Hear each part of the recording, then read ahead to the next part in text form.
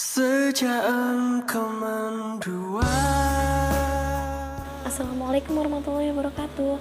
Hai teman cerita, apa kabar semuanya? Semoga hari-hari kalian selalu sehat dan bahagia. Amin.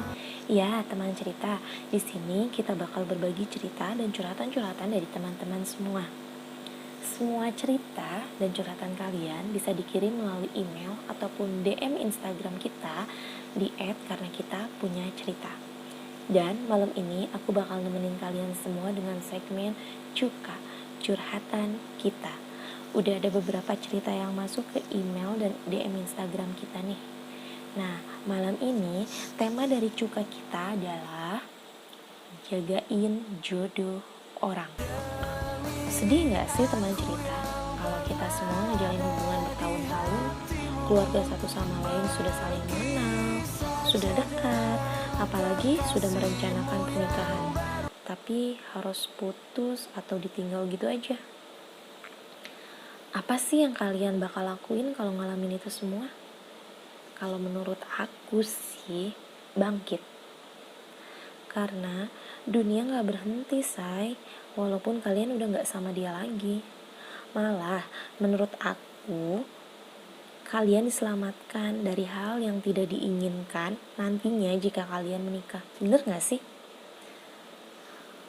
Allah udah nunjukin kalau dia tuh bukan jodoh kita. Coba deh teman-teman komen apa yang kalian bakal lakuin jika teman-teman ngalamin itu semua. Komen di bawah ya. Oke, kita lanjut ke cerita yang pertama ya. Hai teman cerita, ini pengalaman aku.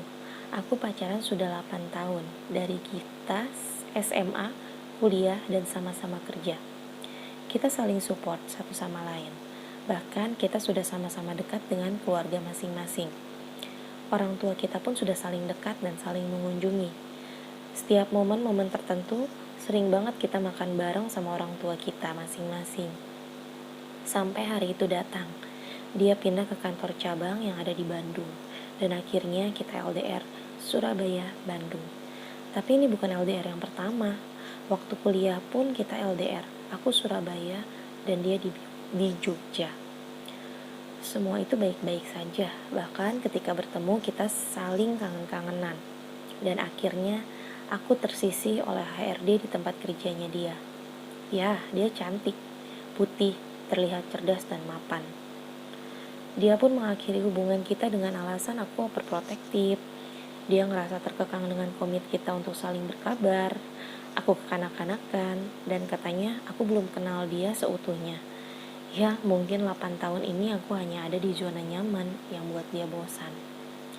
Kita sudah mengadakan pertemuan keluarga karena baik orang tua dia dan orang tuaku tidak menginginkan ini semua. Tapi apa boleh buat? Dia sedang dimabuk cinta dengan wanita lain. Kami pun berpisah. Beberapa minggu kemudian, dia sudah memasang foto profil WA-nya dengan wanita baru itu. Ya, mungkin ini jawaban Tuhan akan doaku. Ya Tuhan, jika kami berjodoh, pertemukanlah jalan kami. Tapi jika bukan jodoh, berikanlah jalan terbaik untuk kami. Ya, inilah jalan terbaik kami. Jangan pernah terlena dengan hubungan yang lama ya teman. 8 tahun. Lama sih ya. Tapi benar. Itu jawaban Allah, benar. Kalau dia bukan yang terbaik. Percaya deh. Allah itu ngasih yang kalian butuhkan, bukan yang kalian inginkan. Yang kita butuhkan kan hubungan yang langgeng. Laki-laki yang gak ada kata bosan. Yang benar-benar bertanggung jawab. Dengan apa yang terjadi sama hubungan kamu, bullshit, say. Setelah 8 tahun beralasan segala macam. Ini 8 tahun loh. Gimana kalau kalian nikah? Gak akan ada bisa tuh sampai kakek nenek sehidup semati. Kalau baru jalan 8 tahun aja, dia bisa ngelupain dan berpaling. Iya gak sih? Lanjut cerita kedua. Teman cerita, aku mau cerita nih. Sedih banget sayang. Tragis sekali kisah cintaku. Udah 2 kali pacaran, 2 kali juga jagain jodoh orang. Yang pertama aku pacaran 2 tahun waktu aku SMA. Setelah aku lulus, dia malah ninggalin aku demi teman kampusnya dia. Hancur di situ aku kalau inget waktu dulu, waktu SMA, tugas-tugas dia aku yang ngerjain. Bucin ya. Sekarang pacar aku yang kedua, teman kerjaku. Ya, aku setelah lulus SMA langsung kerja. Kita ngejalin hubungan udah hampir 3 tahun. Dan lagi-lagi aku ditinggal. Yang sekarang alasannya dia bakal dijodohin sama anak kades di kampungnya. Kenapa nasib aku kayak gini ya? Aku jadi takut untuk menjalin hubungan lagi. Aku trauma, teman-teman. Pasti ada trauma. Tapi gak bisa juga kalau kamu tuh terpuruk. Gini deh, bangkit. Yakin. Semua ini terjadi karena mereka bukan jodoh yang Allah siapin buat kamu. Lagian ya, kalau pacaran lagi SMA itu gak bucin-bucin amat gitu juga kali ya. Segala tugas dikerjain. Gak gitu juga kali. Siapa nih ya yang setuju sama aku kalau pacaran pas waktu SMP ataupun SMA, pokoknya pas kalian lagi sekolah lah ya, itu tuh waktunya pacaran, masa-masanya pacaran itu pacaran ya, pacaran gitu aja, pacaran yang saling support, pacaran yang emang semestinya harus bahagia, bukan masa-masanya saling berbagi sayang. Soalnya tujuan utama kamu sekolah itu kan biar lulus, biar sukses, bahagiain orang tua. Baru setelah fase itu terlewati, kalian bisa sama-sama berbagi hidup. Bener gak sih? Ya gak tahu ya, coba komen deh di bawah. Oke, sekarang cerita ketiga. Teman cerita. Hai teman cerita, ini ceritaku. Aku pernah menjalin hubungan dengan mantanku selama 3 tahun. Kita kenal di sebuah event yang aku datangin dengan teman-temanku. Hubungan kami waktu itu dibilang baik-baik saja. Dia baik, perhatian, dan sangat ngejaga aku banget. Karena kita sama-sama perantauan. Kita pernah sama-sama kehabisan uang dan makan seadanya sama-sama. Cari kerja sama-sama. Kemana-mana pakai Vario yang kita beli barengan. Baru Vario ya say, belum Brio. Hidup itu unik. Sampai akhirnya dia menghilang begitu saja. Nomor tidak aktif. Aku ke kosannya dia sudah tidak ada. Ke tempat kerjanya pun tidak ada. Semua teman-temannya yang aku kenal pun tidak ada yang tahu dia kemana. 1 tahun berlalu semenjak kepergian misteriusnya. Aku pun sudah lelah mencarinya. Suatu ketika, aku dan teman-teman kantorku diundang ke pernikahan anak dari salah satu bos di kantorku. Tak disangka dan tak diduga, ini jalan Tuhan. Apa kalian tahu siapa mempelai laki-lakinya? Ya, dia yang meninggalkan aku begitu saja. Badan gemetar, seakan kaki tak punya tulang, untuk melangkah ke pelaminan dan menyalaminya. Ingin rasanya teriak, menangis, mencaci, tapi mulut terkunci. Ya, semenjak turun dari pelaminan, doaku semoga dia bahagia dan dia tidak memperlakukan istrinya seperti yang dia perlakukan kepadaku. Waduh, sama ya. Aku pun pasti lemes banget, speechless, dan gak tahu mau ngapain. Mau ngamuk acara orang, bos lagi.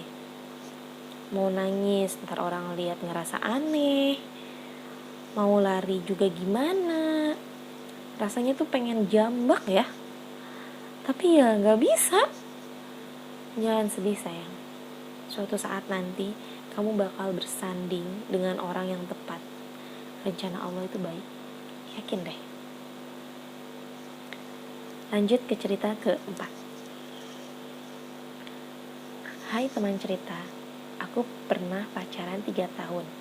Ya, memang kita baru pacaran. Gimana sih ini? Ya, memang kita pacaran tidak seserius orang yang lain. Yang baru pacaran beberapa bulan sudah menyusun rencana pernikahan. Oh, maksudnya gini mungkin ya.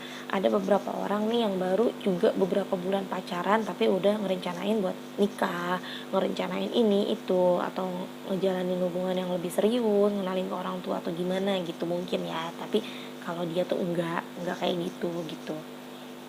Lanjut.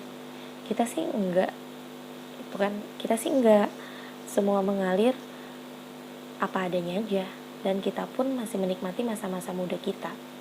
Setiap ditanya teman, kapan nikah? Udah 3 tahun pacaran, emang gak bosan pacaran terus? Jawaban kita selalu sama, kalau sudah waktunya pasti nikah. Sekarang belum terpikirkan, mungkin 2-3 tahun ke depan lagi. Tapi nyatanya, di belakangku dia sudah merencanakan pernikahan dengan teman kecilnya. Oh, bagus, indah sekali hidup dia.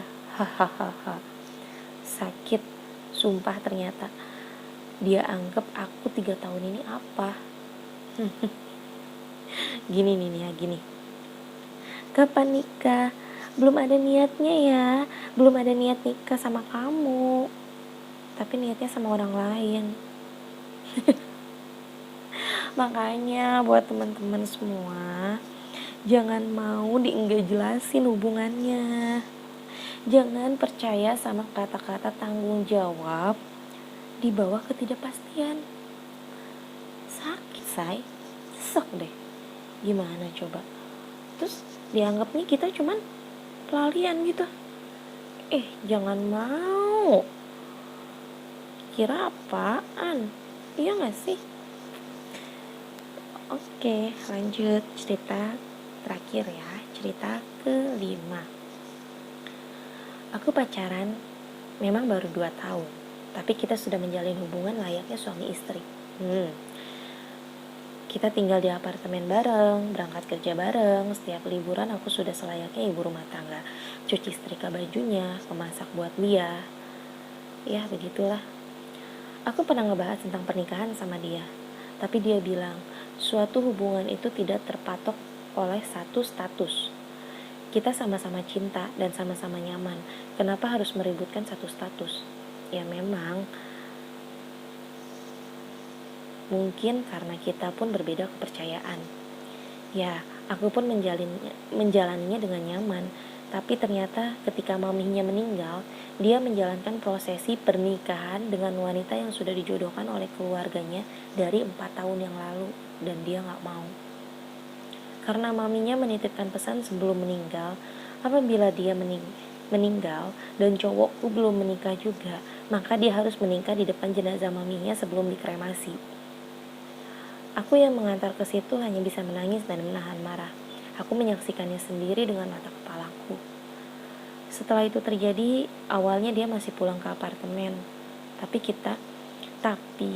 Apartemen kita. Tapi makin kesini, aku malah ngerasa kasihan dengan istrinya. Aku hanya memberi dia pilihan. Jika dia memang tidak cinta dengan istrinya, dia harus pisah dan menikah dengan aku. Atau sudahi hubungannya dengan aku selamanya. Kita jalanin hubungan kita masing-masing. Tapi sampai saat ini dia tetap dengan istrinya dan tak mau pisah denganku. Aku pun memutuskan pergi dan pindah keluar kota dan membangun kehidupan baru sendiri. Bagus. Aku acungin 5 jempol buat kamu. Betul banget. Ngapain mempertahankan cowok egois kayak gitu? Dia gak mau nyerahin istrinya. Mungkin alasannya keluarga, atau jangan-jangan takutnya kebagian warisan ya. Bang. Tapi gak mau juga ninggalin kamu. Aduh, daripada kamu hidup di bawah bayang-bayang orang lain, say, mending tinggalin. Percaya deh sayang, gak akan ada kebahagiaan yang baik di atas kesusahan orang lain. Gak akan ada kebahagiaan yang abadi di atas tangisan orang lain. Yakin deh, apa yang udah kamu perbuat itu udah sangat amat benar sekali. Mencintai orang lain itu fitrah kita sebagai manusia. Tapi mencintai diri sendiri adalah cara kita menghargai dan menjadi acuan bagaimana kita bisa berbagi cinta. Buat teman-teman yang mau berbagi cerita, bisa langsung aja email ataupun DM ke Instagram kita. Oh iya, boleh di like dan di share ya teman-teman. Salam bahagia selalu. Cerita kita karena kita punya cerita. Wassalamualaikum warahmatullahi wabarakatuh.